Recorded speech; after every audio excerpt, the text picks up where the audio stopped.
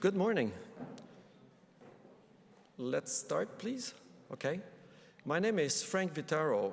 I am a longtime collaborator of Richard Tremblay, and it's my pleasure to welcome you to this session devoted to the contribution, Richard's contribution to the early prevention of crime. This will be a nice follow-up, as you will see, to the interesting debate the panel gave us earlier today. But obviously, it's not possible to examine all the facets of Richard's legacy to early prevention. So we decided to focus on 3 specific prevention programs that Richard developed, experimented, or inspired over the past 30-something years. The oldest program you will see started in the mid-'80s. And this program is a well-known Montreal longitudinal experimental study. Let's call it the Montreal experiment. It targeted 8- and 9-year-old disruptive low SES boys in Montreal. And we have followed the boys and their families over a period of 30-something years. And Yann Algan from SciencesPo in Paris will be the presenter about the Montreal experiment. Next, I will describe a spin-off of the Montreal experiment, which we called Floppy, which was developed by Richard and collaborators from a knowledge transfer agency, and which was largely implemented throughout the province of Quebec. So I will present you an effectiveness trial about the Floppy program, which targeted age 6 disruptive children, kindergartners, basically, boys and girls this time. And finally, Orla Doyle from University College in Dublin will be talking of a program called the Preparing for Life program, which targets disadvantaged families from Dublin over the first 5 years of preschool, so from birth up to age 5. And you notice that I gave you the ages of the children who participate in all 3 programs, and that by the time the programs were developed, the preventionists decided, based on Richard's ideas that he expressed earlier today, to target younger and younger children and their families down to the perinatal period, which is the period that Dr. Doyle's program starts. And finally, and this I would advocate to my turn now, that these prevention programs, of course, are inspired by our developmental models based on the longitudinal studies, but they are also powerful tools to test these developmental models because they sometimes use random assignment, so experimental designs. And of course, both longitudinal studies and experimental studies through prevention programs go together and influence each other over time. So that's it. The first speaker now will be Yann, presenting the impact of non-cognitive skills training on academic and non-academic trajectories from childhood to early adulthood using the Montreal experiment.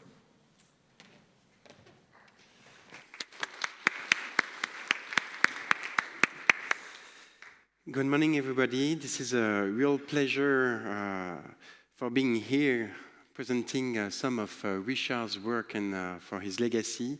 So I'm Yann Algan, an economist by training and the Dean of the School of Public Affairs at SciencesPo.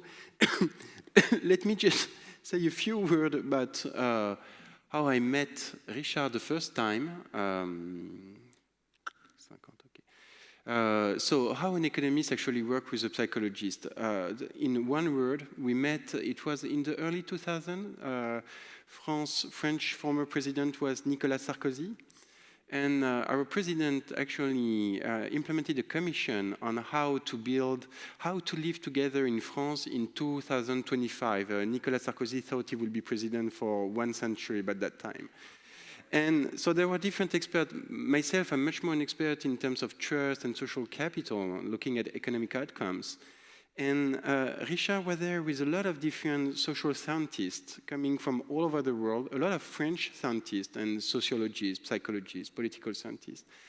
And it was remarkable because after 5 minutes of discussion, all those brilliant intellectuals and academics who were actually grouped together to think on how we could actually have better life and live together started to shout at each other, saying really ugly things, and especially and things to Richard, but how you have evaluated people and students, I mean, early child, when they were really, it's impossible that you could do that. And so after 5 minutes, the meeting fell apart.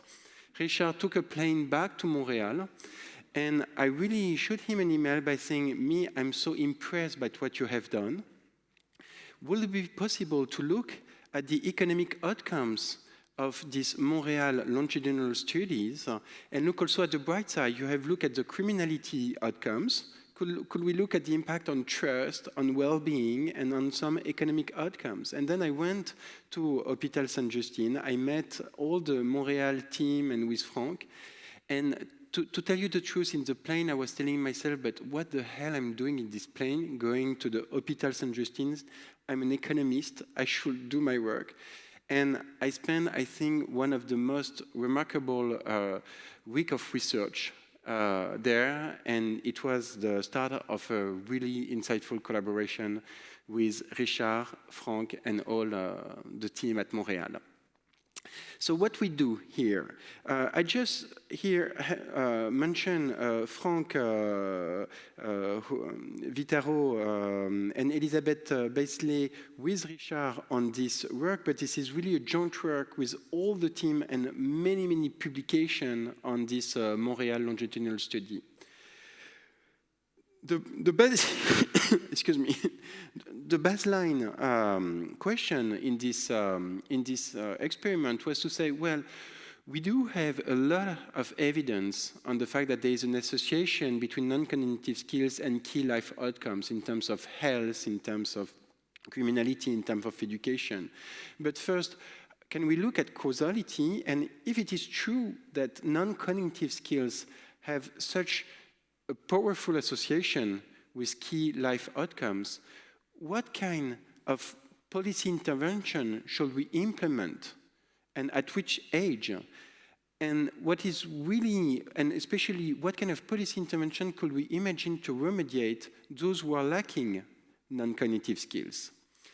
And there are pending issues in the literature so far. We still don't know really what is the optimal time of intervention. Should we intervene? Is after 3 years old too late? Or do we have still some time and a window of opportunity, especially at school entry? And the second thing is, what can we say about the causal impact of such a policy intervention on the long-term outcomes, and what are the channels driving this effect? And this is exactly what the Montreal longitudinal experimental study is able to answer.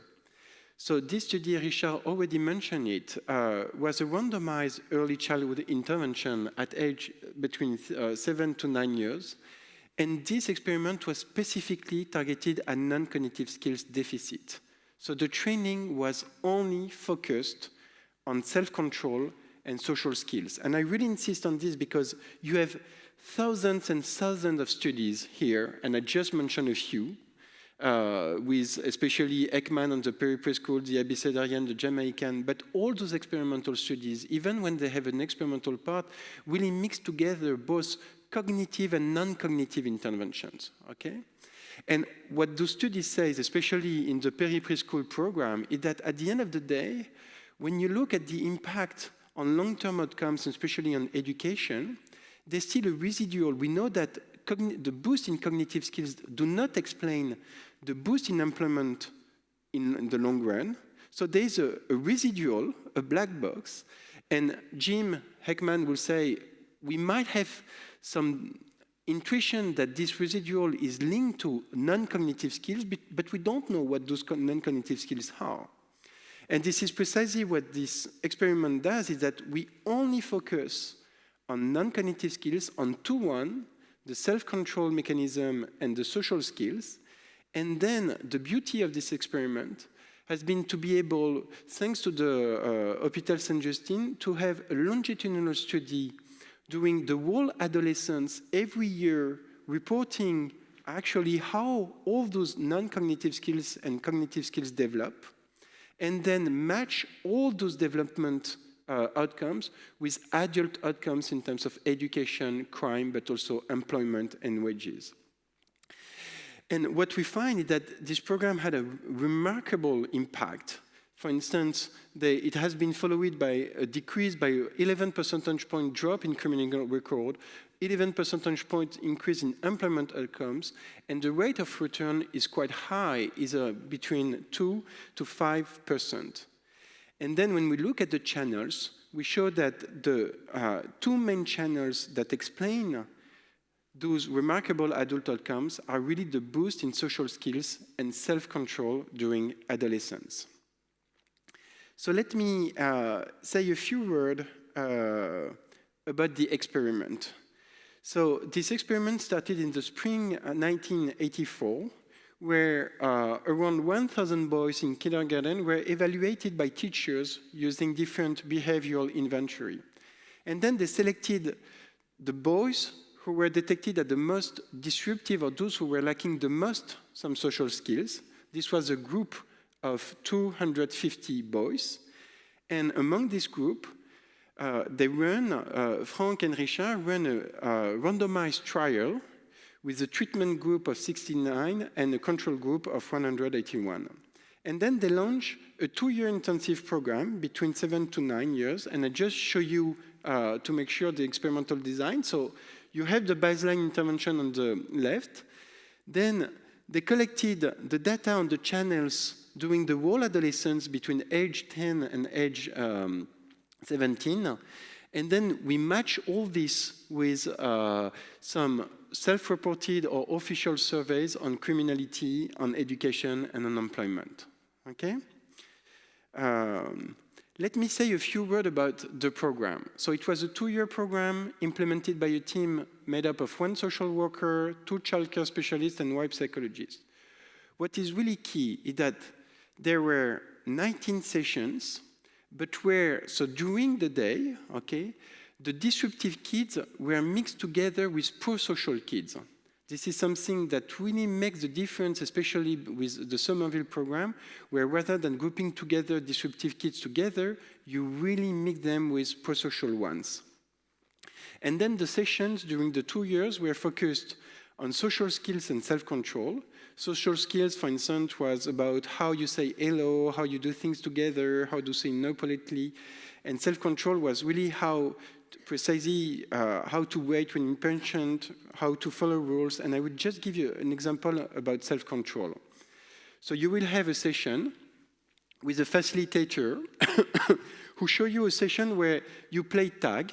Okay, so there is a playground with the kids, with the pro-social one and the disruptive one. You got tagged out first. So how do you notice that something is going wrong? First, you have to identify. Okay, so this is this I identify session. I identify that I'm hungry and disappointed. My body feels hot. I know an outburst is coming. Then they work on why am I reacting like this? I got tagged first, so other kids will laugh, for instance. Then you have to choose a strategy. Okay, how do you react? For instance, count to 10, move away, tell myself to calm down, and then there is a phase of really where you praise yourself. So it seems really simple, and to be totally honest, so I've tried this with my boy. It doesn't work as good as with the Montreal, but maybe it's even more disruptive than all those kids. But even those simple sessions, light sessions, but really well focused on what those kids miss the most, has a remarkable impact. And I will show you now the impact. So what we do with this analysis, first is that we use the thousands of observations that Frank, Richard, and the Hôpital Saint-Justine have collected during adolescence. Okay, we have thousands of psychological scales, behavior, grades reported both from the teacher, the family, the kids. And then we try to identify different skills that have been developed during adolescence. And we distinguish two main skills. The first one is associated to self-control, with two main dimensions. The first one is related to attention impulse control, to what extent you are easily distracted or not, for instance. And the second dimension is about external self-control with aggression control. The second social skills we are interested in is especially trust in others, and I will put the emphasis on perspective taking. What really they have tried to do in this session is really to develop perspective taking, and especially your ability not to misinterpret the intentions of others. Most of those kids were, to a certain extent, violent because they were really actually, at some point, harassed by the parents of victims, okay, of some harassment. So they tended to misinterpret all the time the action of others. So perspective taking and the fact that you are able to interpret correctly that the others are not all the time actually trying to bump at you was something key in this dimension. And they also collected a lot of information about the development of cognitive skills with IQ, with yearly grades in math and French, with group and with educational records. So here I will just show you, as a first start, the impact on those skills during adolescence, okay? So what you can see first is that the program has a big impact on aggression control. So what you can see here on the figures, let's take the figure on the left. So on blue, you have the control. On red, the red line shows you the density for the aggression control scales for the treatment.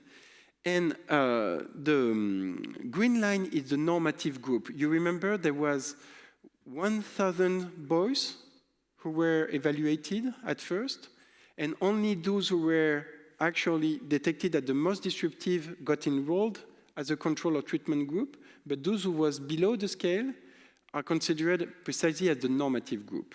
And what we really want to see is to what extent this policy intervention was able to get the treatment group closer to the normative group, to the one who was not detected as having any problem. And what you can see is that actually the impact of the policy is quite high on aggression control. It reduced the gap with the non-disruptive by 36%. It has also a big impact on attention impulse control, where the treatment reduced the gap with the disruptive by 60%. So it's really sizable. And we do find also a big impact on trust, with an increase by 17 standard deviation, and the treatment reduced the gap with the non-disruptive by 62%. And this is what you can see. So you have the control on blue, but when you look at the treatment and the normative, now the two curves really look similar. Okay, so there's a real shift thanks to the policy of the treatment group to the normative one. We didn't find that much effect on other skills such as friendship, self-esteem, or altruism. And to a certain extent, this is reassuring. It means that it was not just a orthone effect or a placebo effect. Okay? It means that we really targeted specific skills, and those skills have been impacted, not the other ones. Okay? So this experiment is much less subject of a doubt about the fact that those kids have just been praised for the first time receiving care. Here, this is really about the development of specific skills. Let me say now just one word about school performance. Remember, this intervention was not at all targeted at cognitive skills. Okay?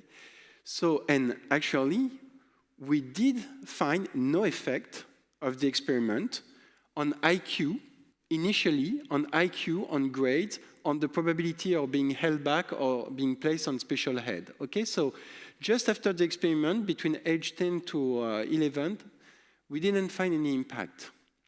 But then, afterwards, what you can see is that there is an impact in late adolescence, both on grades, but also on the probability of being held back and special held. So this is what you see with those lines. Here, on blue and red, you have the y-axis is the percent of subjects that are held back, okay? So and here you have the years. So they start when they are 10 years old, and then they have 12 years old, 14 years old, and so on. So initially, the treatment and the control in blue and in red actually follow exactly the same trend. And in green, you have the normative group. And then the treatment group start to actually reach the same proportion as the normative one. So there is an impact, but it's a later one. And one interpretation of this effect is to say that by boosting your ability to self-control and your social skills, obviously you didn't boost your IQ, but you were much more able first to focus on all your homework and to focus on work at school. And this is precisely what helps you to be placed in good schools and to avoid being held back and to increase your level of grades. Let me now focus on adult outcomes. So this is the second part. We have spent a lot of energy, and I think that we are still spending a lot of energy, and Hôpital Saint-Justine is doing a remarkable work on this to follow all the people, especially in the treatment, but also the control group. Frank, let me know if I'm right, but I remember I first had to, when I was invited by Frank and Richard to work with them, we had an issue of attrition rate. The way we handle that is first to look at official data. So for the moment we are working with StatCan, and most of those results are based on really census and official data. But they also hired some private detective. And so I received a ERC grant, a European grant, if I was allowed to fund all those spendings on private detective, but they were thinking that I was harassing my wife or something like that. So, but for the treatment, especially among those who were detected as the most aggressive, for the control group who have not received anything, they might have really totally disappeared from the society. So it's really a hard time to try to contact them. But still, thanks to hard work, the team of Hôpital Saint-Justine have been able to collect data from the Ministry of Public Security on criminal record, on secondary school diploma, and on the percent of reported years full-time active, and we also have some information on whether or not you belong to a civic group.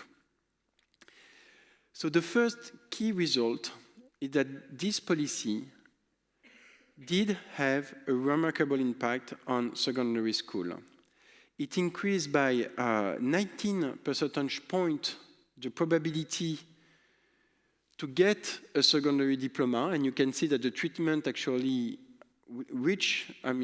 get closer to the non-descriptive group, and it reduced the gap with the non-descriptive group by 80%. I mean, the peri-preschool program has much lower impact, so it's quite a remarkable result. It had also a big impact on criminal records. Here on the y-axis, we report the number of crimes committed among the control group. So this is per person, okay, at age 23. What is the number of crimes that you have already been recorded for? Okay, so on average, the control group has more than two criminal records. Okay, so it's quite high. And for the treatment, it reduced by one record, and it reduced the gap by 79% with the non-descriptive group. And then there is an impact on full-time activity. So here I plot the density and the percentage of reported years full-time in work or at school. And what you can see that at the end, the treatment coefficient increased by 12 percentage points the probability of being full-time active. And when you translate this in terms of hours of work, it means 7 hours of work per week. So if you look at the French typical and unusual working day, it means 1 day per week. Okay, so it's quite high. And we also find a big impact on group membership. So the treatment actually the kids in the treatment group have even a higher probability of belonging to a group. And when I mean a group, it's really a group with positive attitude. I'm not talking about gangs and things like that. So it really increases the social capital of those kids. Okay, so we did a lot of robustness checks about the attritions and so on, and I can get back to that, but I want to conclude on 2 things. The first one is about the channels, and the second one is about the decomposition. Okay, I just have 5 minutes. So, first, about the candidate mechanism. When you look at those adult outcomes, we want to know whether or not it goes through the boost in self-control or in social skills, okay, or in trust. So we run a structural estimate to decompose the different channels. And what we show first is that when you look at the outcomes in terms of education, what is quite remarkable is that if you try, I plot here on the left axis the R square, okay, so I'm trying to explain the variance in the result for grades, special education, held-back, or secondary diploma, when I take into account IQ only, non-cognitive skills only, or both. And what you can say is that, in general, non-cognitive skills did a better job than IQ for explaining the variation in the results. So we really have a mechanism according to which the boost in non-cognitive skills, and especially in your ability to self-control and to focus, explain then your later your school performance. Then we do the same kind of decomposition, but in order to explain crime, the percentage of working, and your group membership. So in gray is the part that we cannot explain with our channels, okay, in our structural modeling. Yeah. But what you can see that for crime, what really explains the result on crime is the decrease in aggression control thanks to this policy. And when you look at full-time activity or employment or wages, what really happens is that both social skills and attention impulse control play a role to explain those results.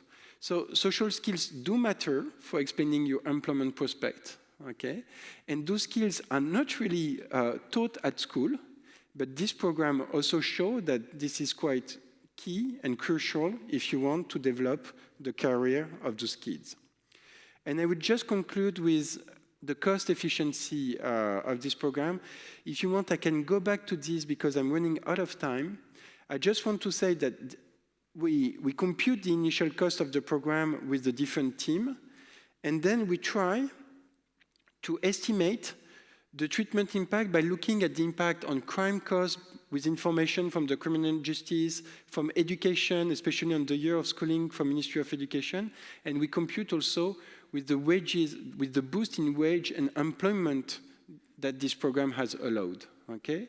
And by doing this, we find at the end that there is a substantial impact of this program. $1 invested yields $14 over 53 years, which is approximately a return of 5%, which is quite remarkable. And the key channels of these programs fly through self-control and trust. Thank you very much.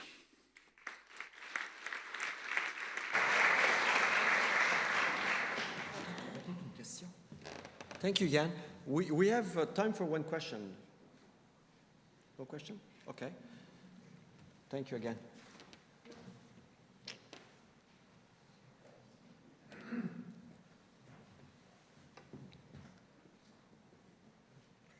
We'll come back at the end for a question period if time allows. Anyway. Perfect. Thank you.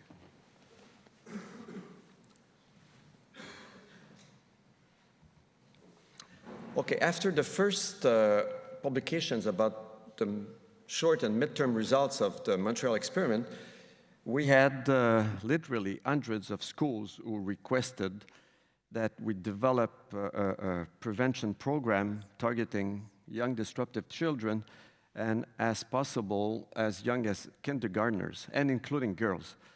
So with this in mind, Richard and other people developed a three-component program inspired from the Montreal experiment, obviously, which they called FLUPPY. But note that the components are pretty different from the original Montreal experiment. First of all, FLUPPY now included a universal component. So all the children in the classroom, including the targeted disruptive children, would participate into 15 social training skills led by the teacher and using a Muppet called FLUPPY. FLUPPY actually is a little Muppet dog. And then during the week, the teacher tried to recall and reinforce the new skill that the children were supposed to have learned during the session, and especially the targeted children. There was also a targeted component which included 20 meetings with parents to assess their needs and also improve their parenting skills, the bonding. There were fun activities between the parent and the child to improve bonding, reciprocal bonding, and also how to get social support for the parents. And this part was led by social workers or psychoeducators, child workers. And we also had the targeted component at school, which included 5 meetings with the teacher, basically to implement a classroom management behavioral training program. Not targeted specifically or only to the target child, but also, of course, including a target child. And we also proposed a screening procedure which used the same instruments as the Montreal experiment. So the teachers themselves, sometime during the fall, they administered these scales with the parents and selected the children who would participate in the FLUPPY program. So after developing FLUPPY, there was a large-scale implementation over the next decade, such that over 2,000 teachers and social workers were trained to use FLUPPY, and more than 200,000 children were exposed to FLUPPY across the province of Quebec. At the end of the 10-year period that FLUPPY was implemented, we decided to make a little survey with 1,000 teachers and social workers to see how well FLUPPY was implemented based on self-reports. Well, we find out that less than 50% of the social skills training were actually implemented in the classroom, and less than 10 visits were done by the social workers with the parents at home. So we thought, oh, this is time for the effectiveness trial, because now the program has been washed by half, basically. So do we get the results that we were hoping for? And why not take the opportunity to innovate a little bit and add new components that became à la mode by then, especially based on the importance of school readiness and also, because I'm a peer advocate, why not exploit the peer socialization capacities? And we had this nice pro-social peer component in the first program, so we thought developing something similar in the FLUPPY program. So we got funding to do a large-scale effectiveness trial of the 3 basic FLUPPY components that were developed by Richard and collaborators. And we added 2 new components. one based on academic tutoring. This was not easy to convince kindergarten teachers to start training the target children, because this is what a targeted component, to learn about letters, words, pre-reading skills, numbers, because kindergarten teachers think that children need just to socialize in kindergarten, not learn formal things, academic related things. But still, we managed to convince them that this was based on new knowledge. We presented data showing that school readiness is a very strong predictor of later school performance, and so on and so forth. And we wanted to reduce the probable gap between the targeted, disruptive boys and girls with their eventual classmates in grade 1. When formal teaching would start, they would be lagging behind on all sorts of cognitive things. So we thought, why not give them a little pre-training in the background so they would at least start with the same possible level, and then they would be on their own. And we also include a peer component, and here we had 10 supervised social skills training with one pro-social peer outside the classroom. And this was supervised by a research assistant. This was something the teachers didn't want to do. It was new, it was different, and we thought, let's keep this under our control. Maybe I didn't make the distinction. An effectiveness trial is a test of how well does a program do as implemented by the real people with in the real setting, with all the limitations and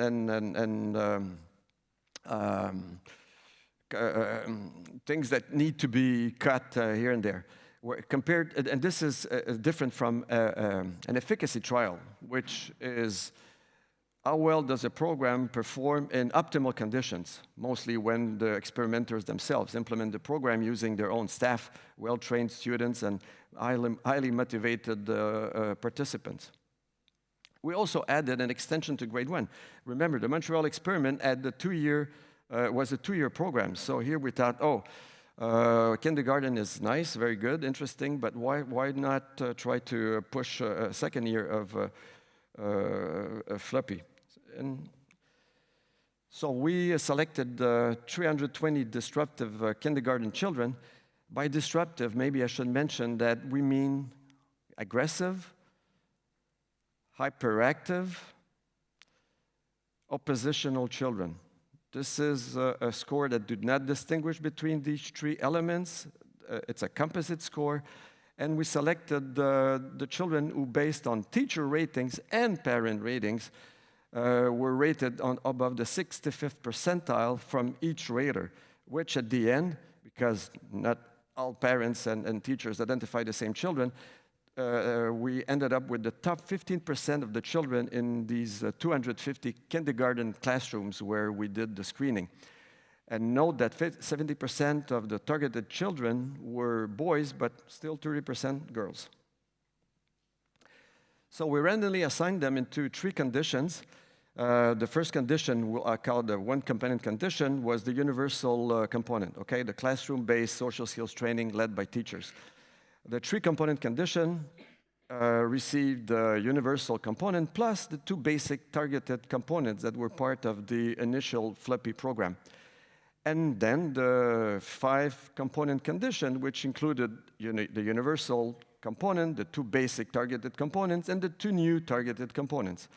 And the children in each and the families in each of these three conditions were next randomly assigned again to one of two conditions in grade 1.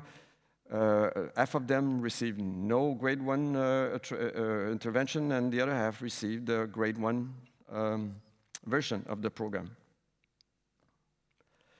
We used a ton of assessment tools referring to different domains. We assessed externalizing problems, internalizing problems, pro-social behavior, school performance, cognitive development, social interactions through observations, and social status. Yes, we did sociometrics in all these 250 kindergarten schools, classes. We used the child, the peers, teachers and parents as sources, and also observers. And their instruments, rating scales, interviews, observations, sociometrics, I mentioned that, and we also had official records. And we use these data both for the implementation, assessment, and for the outcome impact data assessment. Keep in mind, we assess lots of things, because this is important when you will see the results. But first, the implementation data.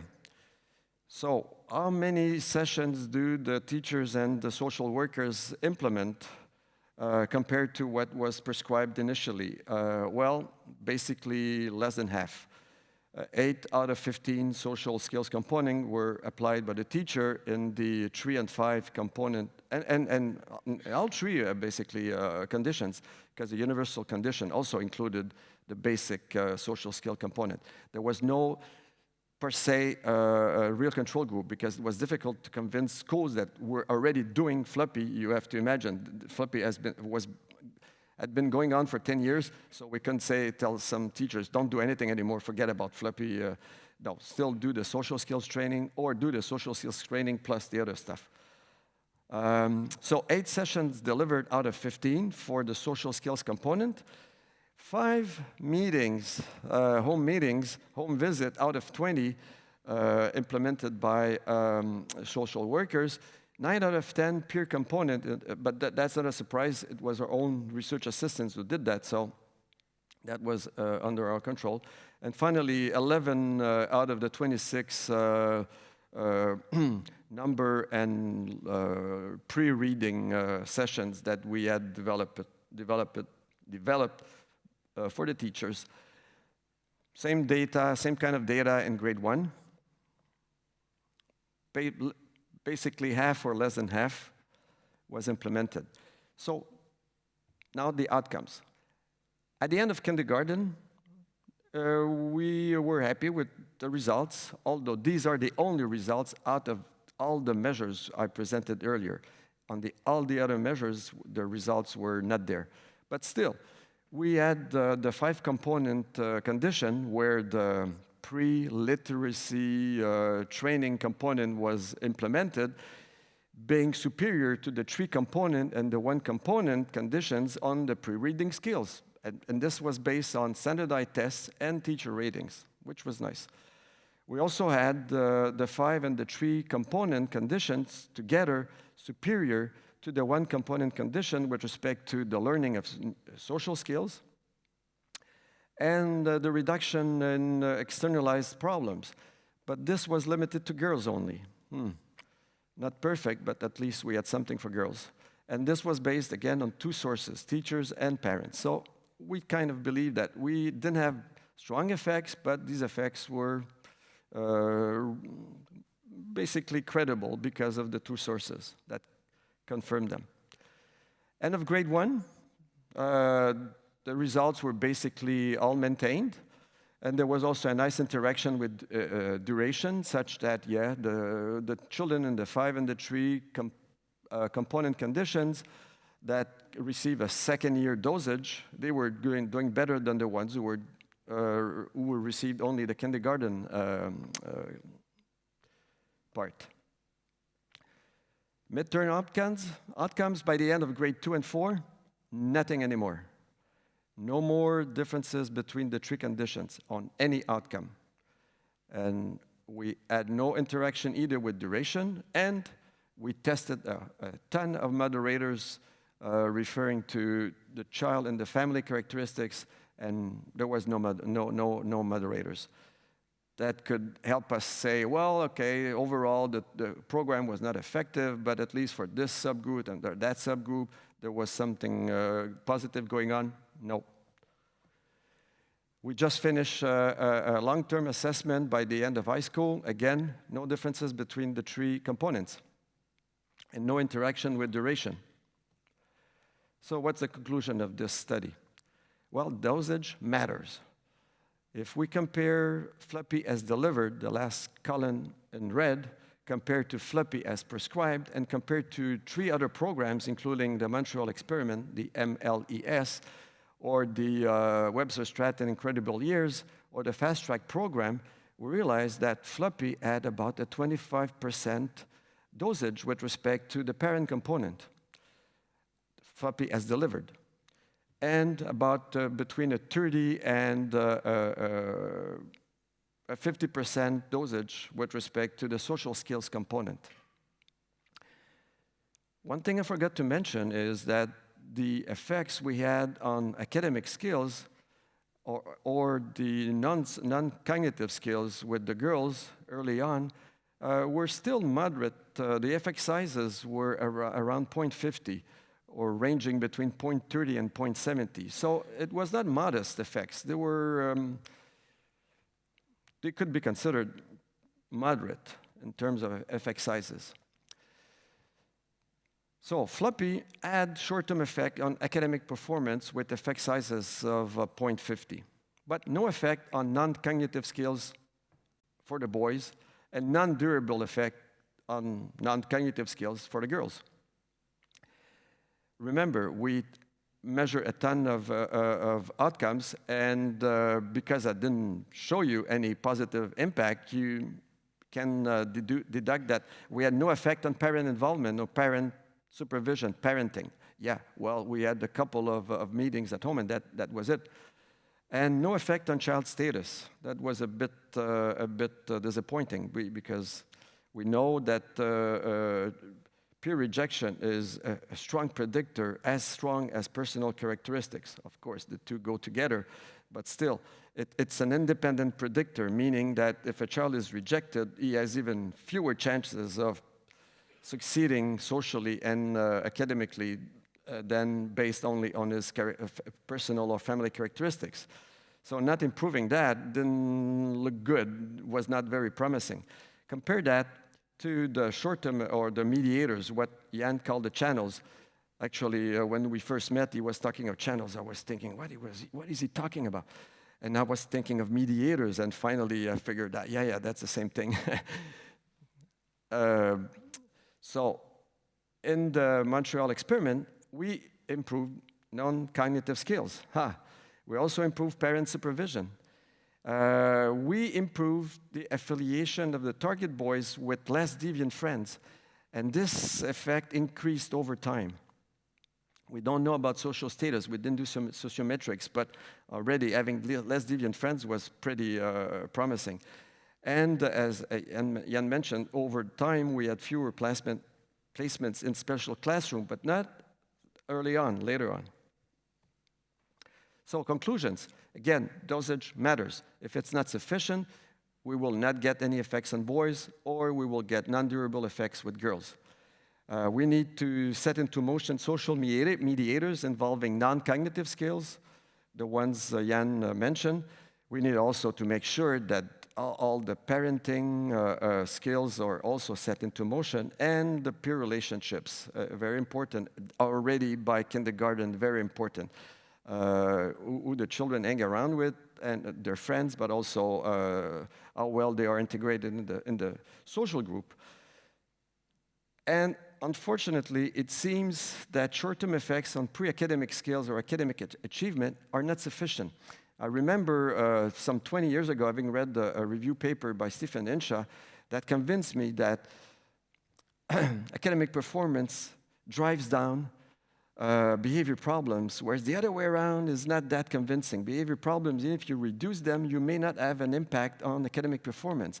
I was convinced over all this time, but I changed my mind. I think the other way around is as important, if not more important, based on our empirical results.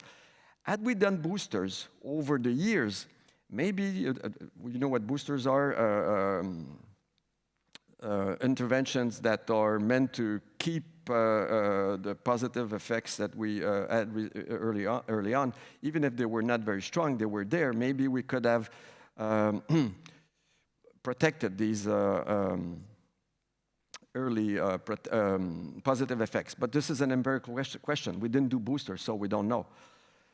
And the most important lesson we learned from this study is effectiveness trials that include long-term follow-ups are essential for programs that go to scale, because otherwise we may think that we're doing as good as the original efficacy programs did, but it may not be the case at all. So if we don't know that, we may just think that we're getting the promises, the results that the program promised, and we may be just illusioning ourselves. Thank you very much.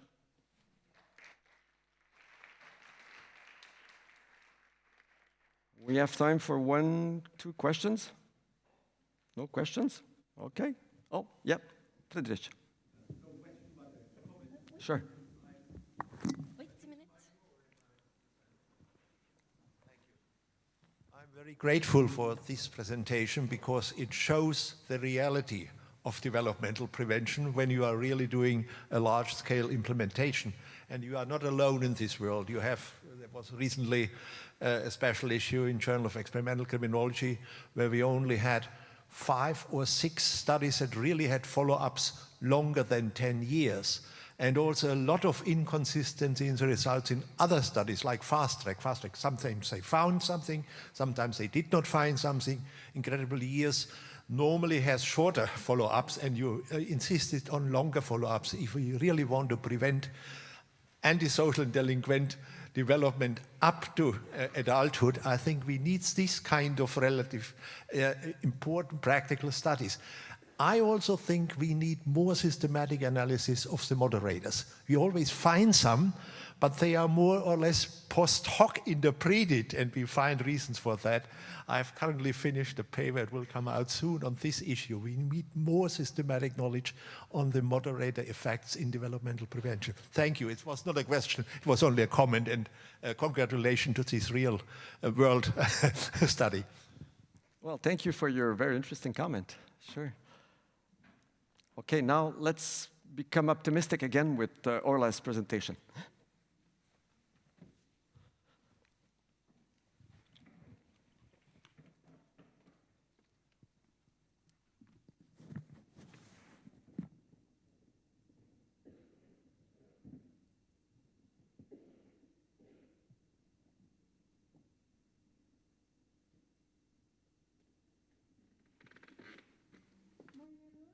Pleasure to be here in Stockholm, and particularly in this special panel that is honouring the legacy of Richard Tremblay's work. And I first came into contact with Richard almost 10 years ago when he first came to University College Dublin, which is where I was based. At that time, I was younger, 10 years younger, and I was an economist like Yann, still am, but I knew nothing about early childhood. I knew nothing about randomized control trials, but somehow, as if by magic, I ended up in the position of running the first randomized control trial of an early childhood intervention program in Ireland. And if it wasn't for the support of Richard and the guidance at every stage of this trial, I wouldn't be here today to present the final results to you. So I'm very, very grateful for him. The name of the program is Preparing for Life, and I suppose it's quite apt that I'm the third presenter because we are now moving back in the life cycle to an earlier intervention that starts during pregnancy and follows children until age 5. So there's now quite a growing evidence base that shows that the circumstances we're exposed to early in life in terms of the quality of our home environment, the quality of parenting skills, are critical for developing the skills that we need to succeed in adulthood. And because of this, there's quite a large socioeconomic gradient in children's skills, their cognitive skills, their social skills, and behavioral skills.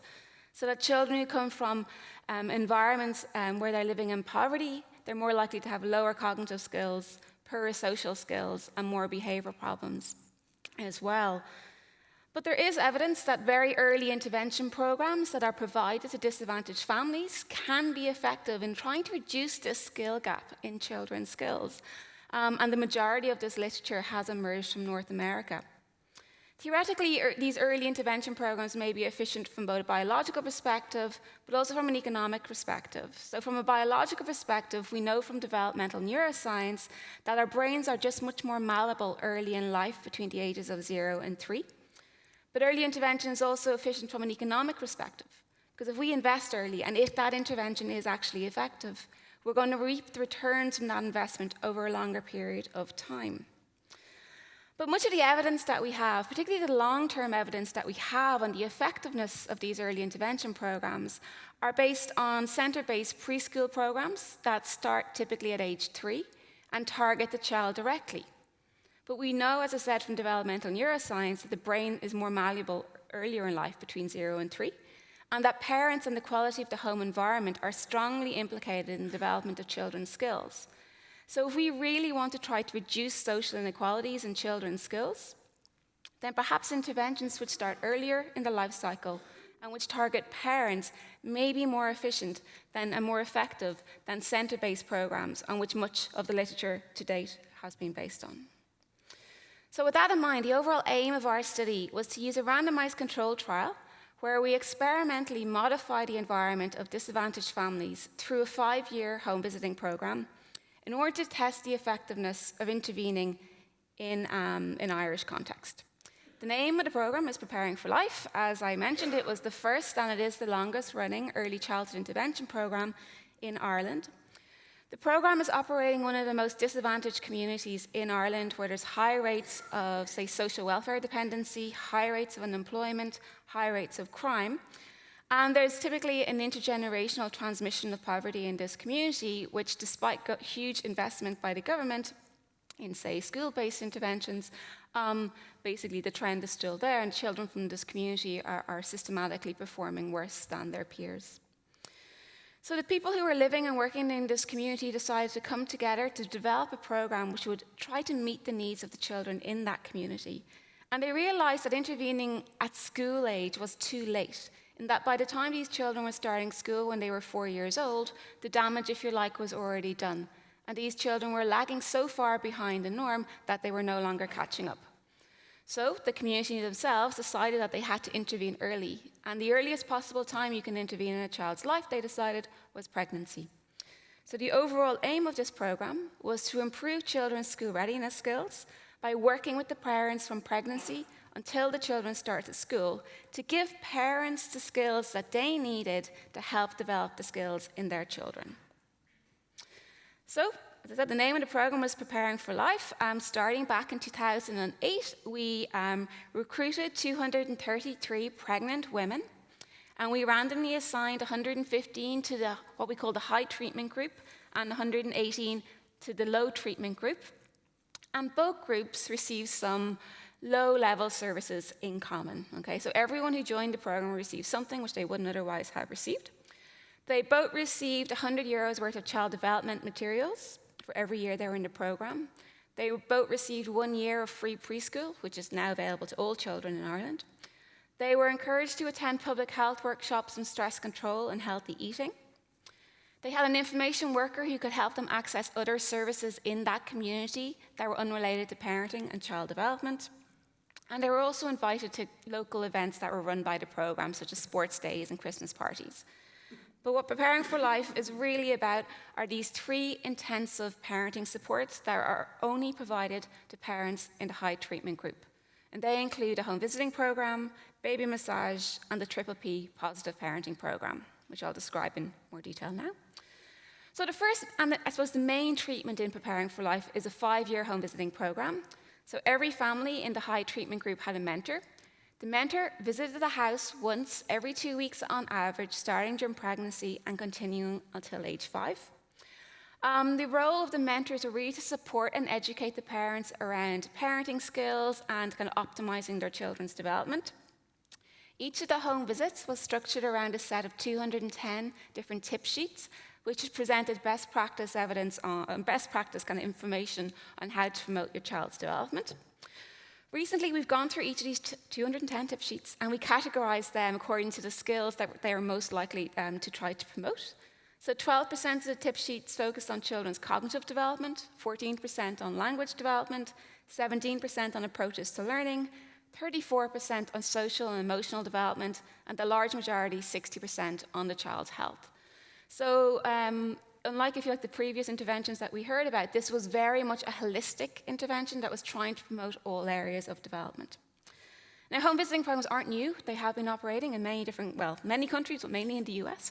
And meta-analyses of previous home visiting programs have shown that these programs can be effective in generating short and some medium-term gains, I would say. However, the effect sizes are often pretty modest. So you're talking about an effect size of about 0.2 of a standard deviation increase in cognitive scores, for example. The second main treatment was baby massage, which was offered in the first year. The parents were offered 5 baby massage classes of 2 hours each. The aim of baby massage was really to give parents the skills to interact or to kind of stimulate and relax their infants, but more importantly, to emphasize the importance of communication and very early communication between parents and young infants. But before you all rush home to go and massage your infants, I should tell you that a systematic review of infant massage has found actually that baby massage has quite a limited impact on child outcomes. It was included as a preparing for life treatment as, if you like, an enjoyable activity that would help to really engage the parents very early on in the program. And the third main treatment was the PPP Positive Parenting Program, which is offered when the children were 2 years old. PPP is an international program from Australia. It's operating in most countries around the world. I'm sure it's here in Sweden as well. The aim of this program is really to promote healthy parenting practices and positive parent-child attachment. Within Preparing for Life, the parents were offered group PPP, which included 5 two-hour group discussion sessions and 3 phone calls, where the parents would work through videos, vignettes, and role play, all about how to engage in positive parenting with their children. PPP has been subject to meta-analyses and has been found to have a positive effect on parenting outcomes in terms of parenting behavior and parents' well-being. It has also demonstrated long-term or short and medium-term effects on children's socio-emotional outcomes as well, although cognition is rarely examined in the context of PPP. So they're the main treatments. In terms of the eligibility criteria, you need to be pregnant and you need to be living in the PFL catchment area. We recruited the sample between 2008 and 2010 at the local maternity hospitals, but women could also self-refer from the community as well, because we did a large kind of local marketing campaign as well. It's important to note that this was a completely voluntary program. There was no referrals from state agencies or from hospitals or anything like that. The women had to volunteer to join the program themselves. And what we found was that 50% of them did volunteer to join the program. So the population-based recruitment rate was 52%. So half of all eligible women joined the program. As soon as the women joined the program, we randomly assigned them to the treatment or control group using an unconditional probability randomization strategy, which is just a fancy word for flip of a coin. Pure randomization, 50% probability of being a treatment, 50% probability of being control. In order to test our randomization procedure, we compared the high treatment and the low treatment group on 160 baseline measures that we collected during pregnancy, and we found that there were no statistically significant differences across the 2 groups on 92% of the measures that we assessed. So we were pretty confident that our randomization procedure was effective. We've collected an awful lot of data, like the Montreal study that you've already heard, throughout the course of the last 8 years. We conducted a number of assessments at 6, 12, 18, 24, 36, 48 months, and at school entry. We examined a whole range of child and parent outcomes, including cognition, behavior, socio-emotional skills, and health. We also have a lot of information on potential moderators and mediators, like the home environment, parenting skills, social networks, things like that. Our informants are parents, teachers, direct assessments with the children, as well as hospital records. Today I'm going to be concentrating on results, though, from our direct assessments mainly, and some parent report as well. Something that we tried to do in this trial was to improve the methodology that is used to estimate treatment effects in randomized controlled trials. So the methods that we use are not those that are typically used often in this field. So firstly, as we have a relatively small sample size, we didn't want to estimate our treatment effects using large sample methods like t-tests. So we use permutation-based hypothesis testing, which is distribution-free. So it's more suitable to use in small samples when your data is more likely to be non-normally distributed. As this is a very long trial of 6 years, there was some attrition over time. By our final assessment point, we had retained 65% of the sample. The level of attrition in the treatment and the control group, however, was exactly equal. It was 35% attrition in both groups. When we look at the factors that predict attrition, we found that actually very few factors predict attrition from either the treatment or control group. But just to control for any potential bias that differential attrition may introduce, we apply inverse probability weighting to all our results. So this is where we use baseline data to predict the probability of staying in the sample at every time point, and then using the inverse of those predicted probabilities as weights in our outcome analysis. We also analyze multiple different outcomes. We have many, many different outcomes. So this increases the likelihood that we're going to make a type 1 error. So to control for this multiple hypothesis testing issue, we adjust our results using a method called a step-down procedure, which is attributed to Romano and Wolf. And finally, we control for gender in all our analyses because we randomly found there was more boys in the treatment group than girls. Okay, so I'm going to quickly move on to the results, just to keep with time. So first, I'm going to show you the results of the program that the program had on children's cognitive skills at the very end of the during the program, I should say. And these results that I'm reporting here are based on parent-reported scores using the Developmental Profile 3 and the Ages and Stages questionnaire. So here I'm reporting the mean of the treatment group, mean of the control group, the effect size in terms of standard deviations, the p-values that results from our IPW-adjusted individual permutation test, and the p-value that results from our, if you like, our more conservative step-down test as well. And here we collected this information at I'm reporting the information at 24, 36, and 48 months old. And what we can see for the DP3 cognitive scores is that at every time point, the high treatment group have higher scores than the low treatment group. These results are both statistically significant, but they're also, if you like, clinically significant with moderate effect sizes of between 0.2 and 0.4 of a standard deviation. When we look at the ASQ skills, we find somewhat weaker results. So we found no effects at 24 or 48 months for communication skills, but at 36 months, the high treatment group had higher scores than the low treatment group. For problem-solving skills, we found significant treatment effects at 24 and 36 months, but these effects were no longer there at 48 months using these parent-reported scores. So by the end of the program, we wanted, because these are based on parent-reported scores, we wanted to get, if you like, a more objective measure of children's skills. So at the end of the program, we assessed the children's skills using the British Ability Scales, where researchers who were blind to the children's treatment status assessed the children across a variety of different instruments. The British Ability Scales give you an overall measure of general conceptual ability, that is, if you like, a proxy for IQ, as well as looking at the individual components of children's skills like spatial ability, pictorial reasoning ability, and language ability. And when we look at these measures, these directly assessed measures, we found that the treatment groups score significantly higher than the control group across all measurable skills. And again, the results are both statistically significant in our permutation tests and, if you like, our more conservative step-down tests as well. And as you can see from the effect sizes, they're quite large. So we're looking at an effect size of 0.77, which is 2/3 of a standard deviation increase in children's IQ scores. This is pretty much this is a large effect for this literature, where the effect size is typically about 0.2. So the BAS scores also lets you look at the proportion of children that score below average compared to a normative sample, and the proportion of children that score above average compared to a normative sample. And here, again, we consistently find significant treatment effects for both below average and above average.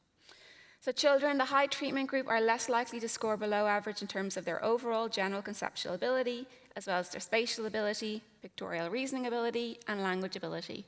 And if you just look at the size of the effects, now they're in terms of odds ratios, because they're binary variables, we see that 20% of the high treatment group score below average, compared to 60% of the low treatment group, with an odds ratio of 6.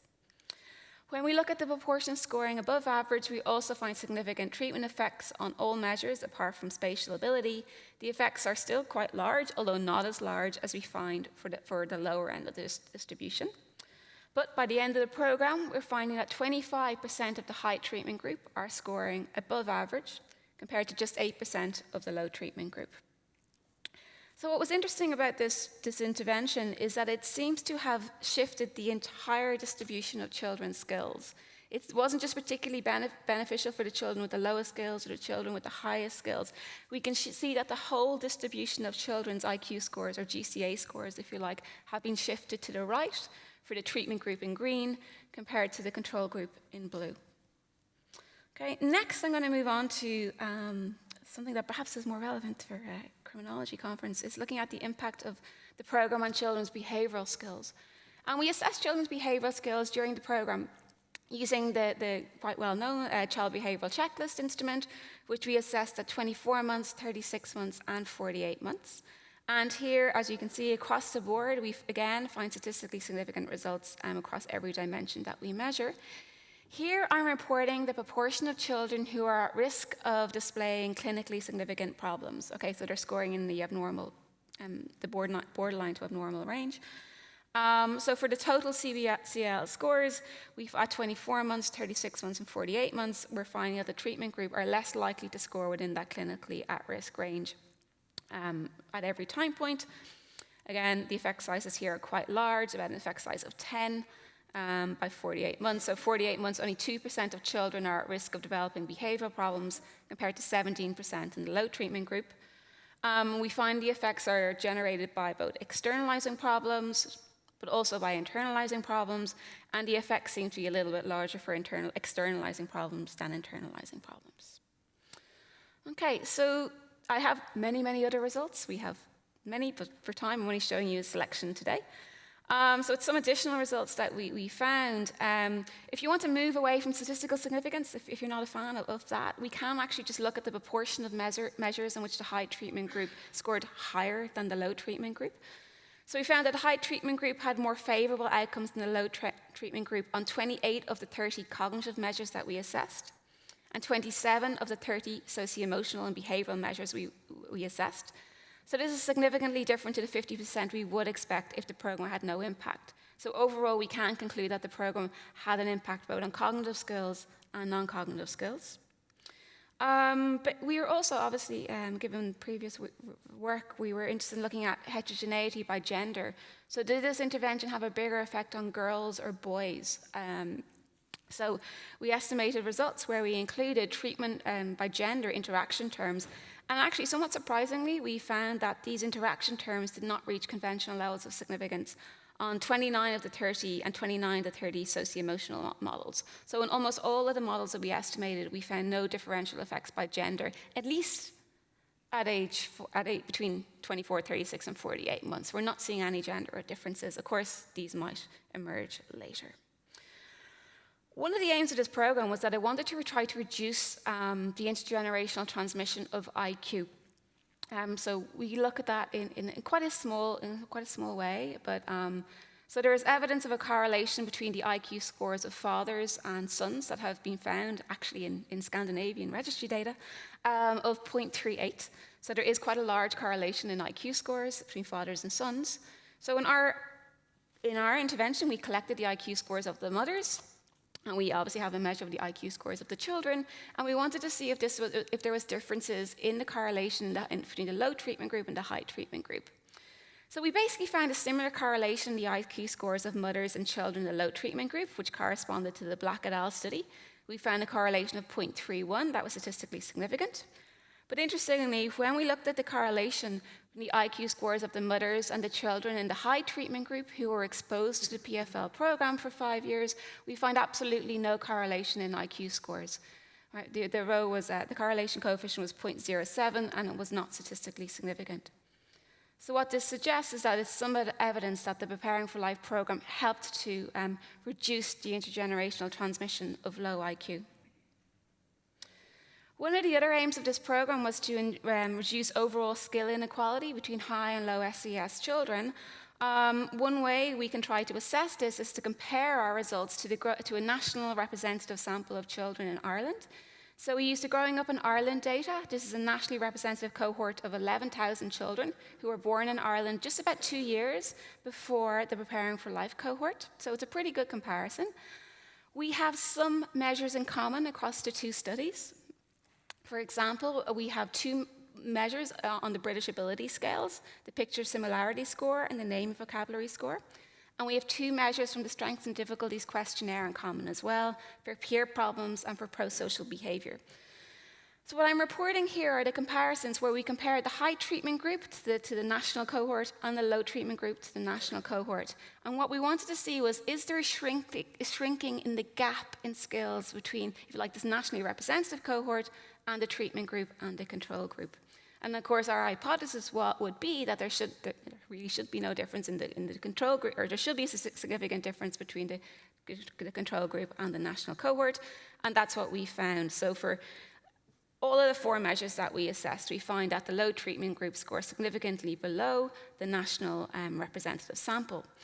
For the high treatment group, however, we find some interesting differences. We find that across 2 measures, indeed, the treatment group score below the national representative sample. But for the other 2 measures, so for naming vocabulary and for pro-social skills, we found there's actually no statistically significant differences between the high treatment group and the GUI sample as well, which does provide some evidence of a narrowing a gap in the social economic inequalities using this program.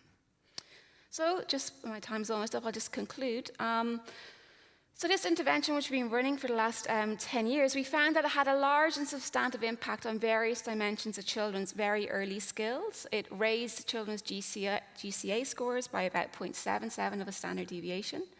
It shifted the entire distribution of children's skills at both the upper and the lower ends, and it also reduced the incidence of externalizing and internalizing problems. The effect sizes that we found in this study are typically larger than is found in other studies. There's multiple possible explanations why the effects could be bigger here. Partly this is a very long and intensive intervention. Other home visiting programs typically stop at age 2. This intervention went on to age 4 or 5, for example. When we look at the potential mechanisms of where these effects came from, at every time point we assess a variety of different mechanisms. And here I've just reported the mechanisms, or I reported areas where we identified significant treatment effects at multiple time points.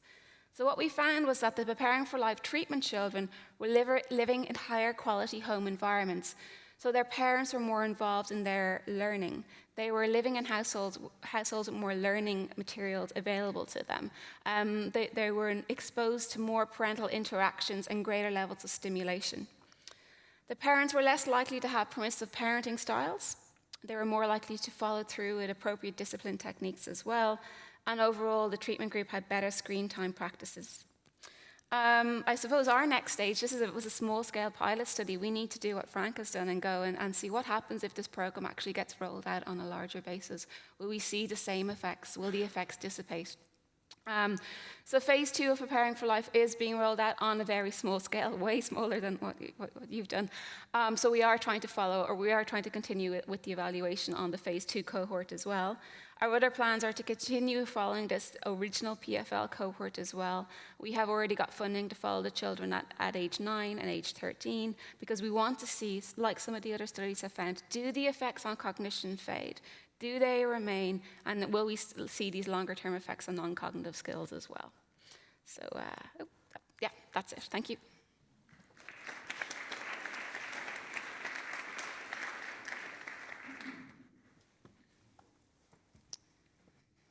Thank you, Orla. Very interesting program and presentation.